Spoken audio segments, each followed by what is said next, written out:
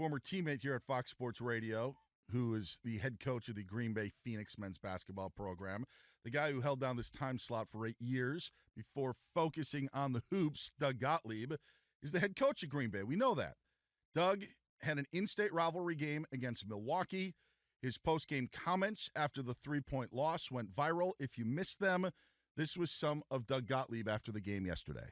All we ask is that there's a fair game. That's what we ask. Okay, CJ O'Hara goes and gets an offensive rebound.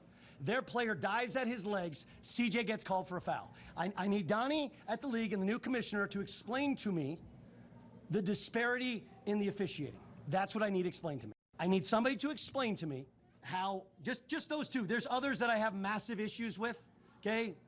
Others that have mesh, including every time we touched them, there was a foul in the second half. The last play of the game, just to get the ball, they're grabbing us and holding us. Okay, and I understand. If you're not calling that, that's fine. You had the exact same play at both ends in the last play of the game. The exact same play. So I need the new commissioner of the Horizon League to explain to me what a technical foul is when I don't leave the box, I don't curse, I'm not demonstrative. Okay, there was nothing that should have been called a technical foul. I know when I earned one. I did not earn one. That was Doug Gottlieb yesterday. There, we mentioned, went viral, memes. He was turned into the Incredible Hulk by one outlet.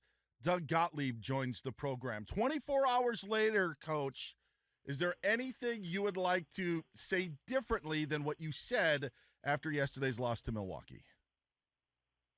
Yeah, a million things. I mean, you know, I got to hold myself accountable for end of the game. I had my full vote of timeouts, and I felt like I like the fact that we knew what we were supposed to be into. I didn't like, in hindsight, the play call. It was a counter to something we've been running. So, you know, I definitely need to be better in terms of helping our guys get better shots and get better looks and get them more lined up. And then, you know, you just can't criticize the officials publicly. I mean, you can't do it. I have no one should have any problem with saying I deserve an explanation on technical foul, which I did get. But you got the explanation. You finally did. Yeah, it was that the official heard the F word, which I have a comfortable relationship with the F word.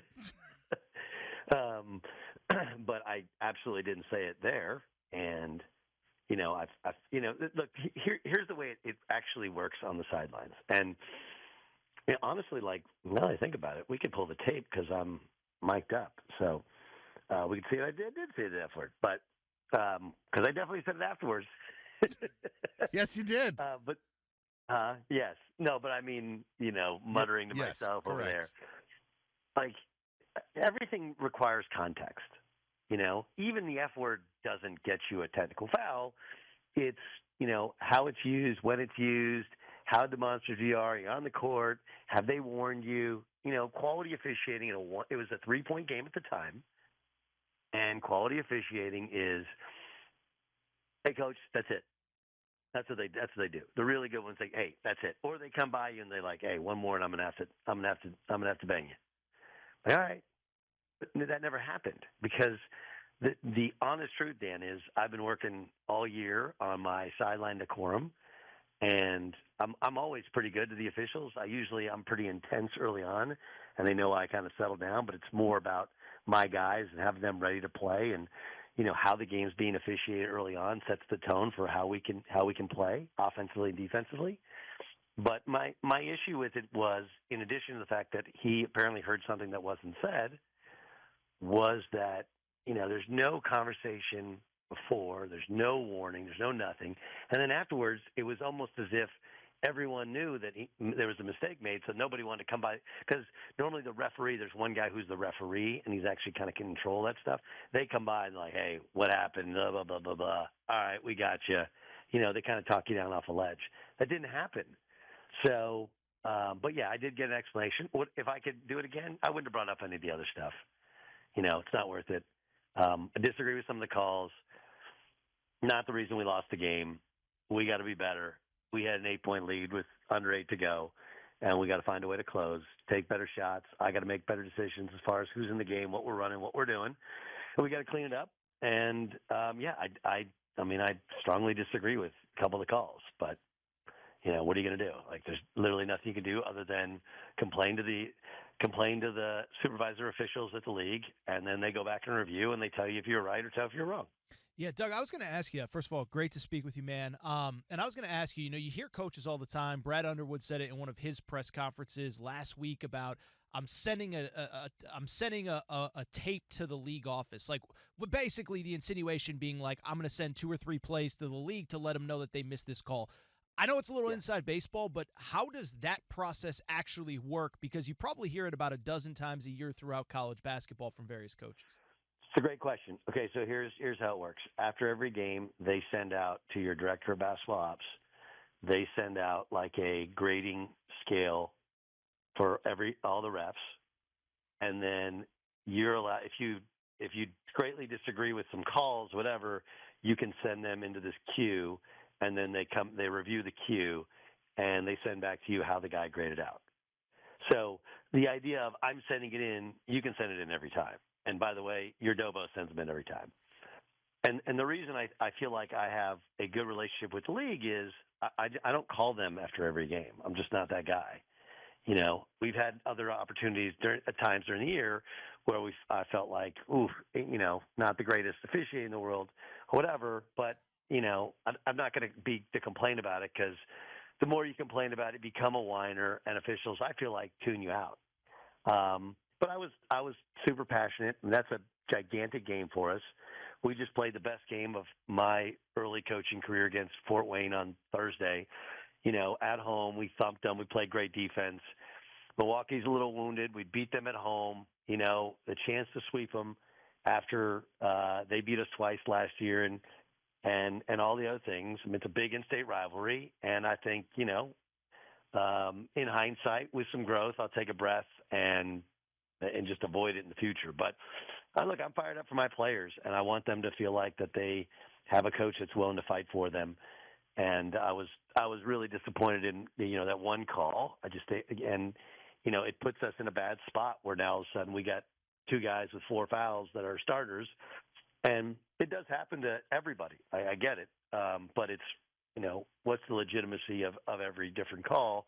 And is it the same at both ends? That's really all you can hope for. Like, I don't think, if anybody thinks I thought there's anything nefarious at work, that's not the case.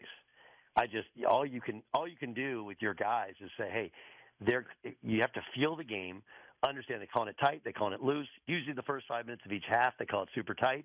Then they either loosen up or they don't. You got to kind of figure that out. You got to work with your team on it. But if it's not consistent, it's really hard to coach your guys on what you can do. And then the big thing for us is, how are we going to play defense? We teach them to play with their bodies, not with their hands. And we feel like sometimes that, the offense gets the benefit of the doubt where they jump into you and they cause contact. And it's hard. I'm not saying it's easy to officiate. The only thing we ask for is them to be consistent. Doug Gottlieb joining us here on Fox Sports Radio, the head coach of the Green Bay men's basketball team that fell to Milwaukee yesterday in controversial fashion. Doug Gottlieb's postgame comments went viral yesterday, so we're following up on that. Have you heard from the commissioner's office at all about what happened yesterday? Tomorrow? Okay. Tomorrow. Yeah. Now, when you hear... We have a new commissioner, too, so she, just took the job. Sure. Wow, it's putting a lot on her plate on day one, Doug. Come on, man. The point that I was going to say is, Doug, you know this. Like, people will wake up in the middle of the night just to disagree with you.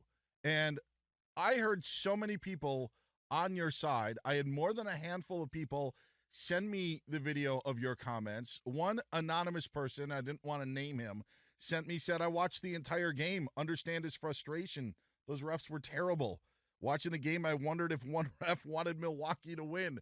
Does that make you feel any better when people are on your side and at least seeing your point when you hear comments like that?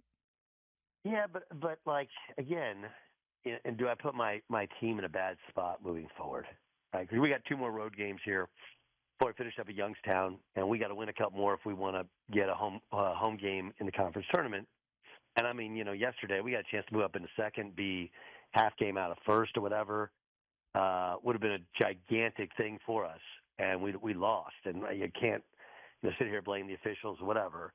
And I mean, officials are a tight fraternity. Are they going to think that I got it out for all of them when I do not? So does it feel better? Like, I guess, but it's like one of those, you can drive a car with your feet. That doesn't make it a good idea. And, you just got to be really cautious with, obviously I have a big platform, and as you said, Dan, people for whatever reason have always cared about what I say and what I do. And with that, you just got to be careful about when you use that power and when you do not. And just because that people agree with you doesn't mean it's the right thing to do. So, you learn a million things. I remember when I was hosting, and I think we talked about it, but the comments were before we all worked together, which was, David Blatt said, it's like being a fighter pilot where you're making, 200 decisions a minute or whatever he said. And it really is true. Like there's so many different things you're deciding, right? And you're working with a staff, and I have really experienced staff, and I got to decide, okay, am I listening to them? Who am I listening to? What are we seeing? What are we doing? Who are we playing? How are we matching up with them? Man, zone, what's our ball screen coverage? What are we running? Do we just let them play? All those different things. And then, again, when the game's over, processing the emotions of it, defending your players, defending your program.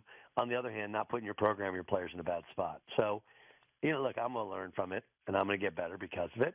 But I got to get better as a coach, and we got to run better stuff, and we got to make a move more and control the game more, because we had it under control, we had it at our tempo, and then we kind of squirreled it away. Jason Stewart's got something for you. Doug, we got about 45 seconds. You talked about how people love to hate what you do. A year ago today, you were in the middle of this flood of negative publicity and social media negativity. It was hell, I'm sure. Quickly, how many of those people that were kicking you in the teeth a year ago have sent you private messages or gone online saying, I'm sorry, I was wrong, I was harsh? You could probably count on both hands, My bigger thing is places like ESPN, where I'd worked and made great relationships. Some other networks had people, and maybe it's their social media people, whatever. But, if some yahoo at home is the keyboard warrior, didn't like me or whatever, I can't control that. I don't care. Some young Jake school student, I don't care. But places that I've worked where I've treated people well, I was really bothered by, and those apologies did not come in. Are you going to have to sell the jet skis after tomorrow is the question. Ooh, it's a great question. It's a very good question. They're in storage at seminars, and I may have to if there's a hefty fine coming down. I mean, the jet skis. Ooh, that's a damn, Dan. You really know how to tee off on me. I'm just saying. Hey, if the jet skis got to go, the jet skis got to go. Let's hope it doesn't come to that. We appreciate the time. We're pulling for you. Top 5 in that conference is big for how your conference bracket is now set up as well. So I get it. And I got, of all of the people that reached out to me, everybody's like, I agree with them. They were awful calls. So you can at least take solace in that. Great to catch up. We'll be watching again later this week. Appreciate it. Bye, boys.